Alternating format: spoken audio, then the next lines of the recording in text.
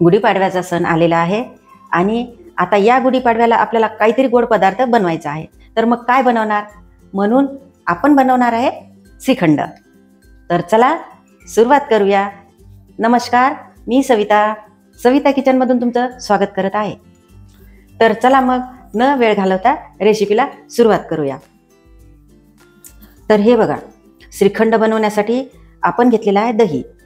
तर दही घेतलेला आहे 1 लिटर आणि दही एकदम मस्त घट्ट घेतलेला आहे आणि मलईदार घेतलेला आहे. तर आता या दह्याला आपल्याला इकडे बघा, ही गाळणी आहे. या गाळणीमध्ये आपल्याला दही टाकायचं आहे आणि दह्यामधलं सगळं पाणी आपल्याला गाळून घ्यायचं आहे. जर तुमच्याकडे गाळणी नसेल तर तुम्ही छान एक पांढरा कोरा कापड घ्या. म्हणजे कोरा नसला तरी चालेल, पण पातळ घ्या आणि त्यामध्ये तुम्ही दही टाका आणि अशी गाठ बांधून घ्या आणि एका जाग्यावर चांगल्या ठिकाणी ठेवून द्या. त्यामधलं सगळं पाणी निघून जाईल 2 ते 3 तासामध्ये.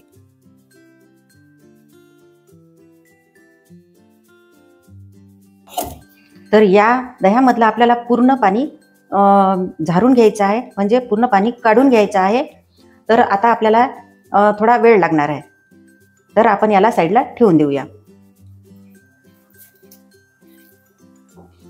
तर हे बघा, आपण पाणी काढण्यासाठी गाळणीमध्ये ठेवलेलं होतं आणि आता याचं संपूर्ण पाणी आपण काढून घेतलेलं आहे.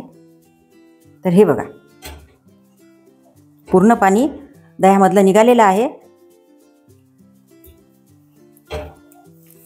तर आता आपल्याला या दह्याला छान बारीक करून घ्यायचं आहे.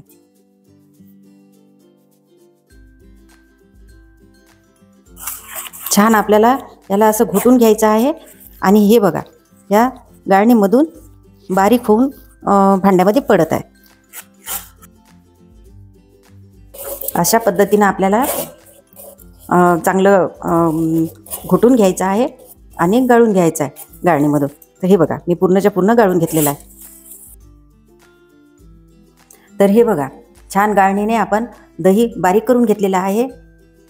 हे पहा, एकदम मुलायम मस्त झालेलं आहे. आता यामध्ये आपण सोडणार आहे साखर.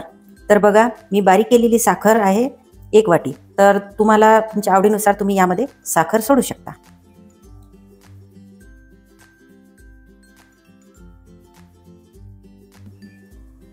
जास्त आंबट दही असेल तर तुम्ही 1.5 वाटीसुद्धा साखर यामध्ये सोडू शकता.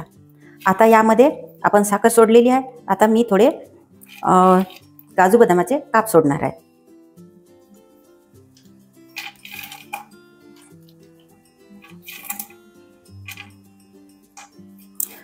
आणि ही बघा विलायची, मी साखरमध्ये ही विलायची बारीक केलेली नाही, मी अशीच टाकत आहे.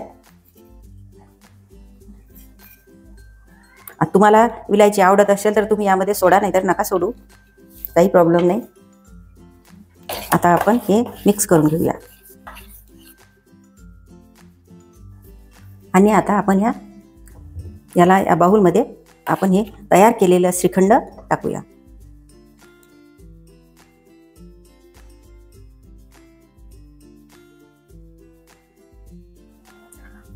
आता यावर आपण थोडी केसर सोडूया.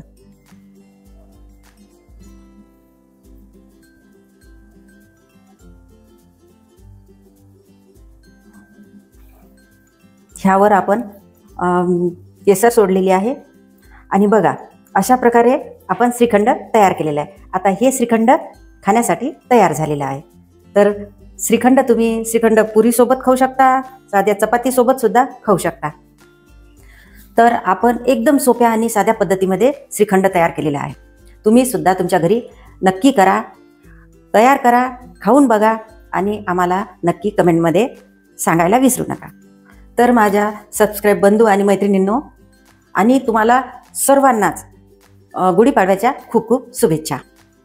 आणि आपला हा व्हिडिओ, ही रेसिपी तुम्हाला कशी वाटली आम्हाला नक्कीच कमेंट करा आणि व्हिडिओला लाईक करा, शेअर करा आणि आपल्या चॅनलला सबस्क्राईब करा. धन्यवाद.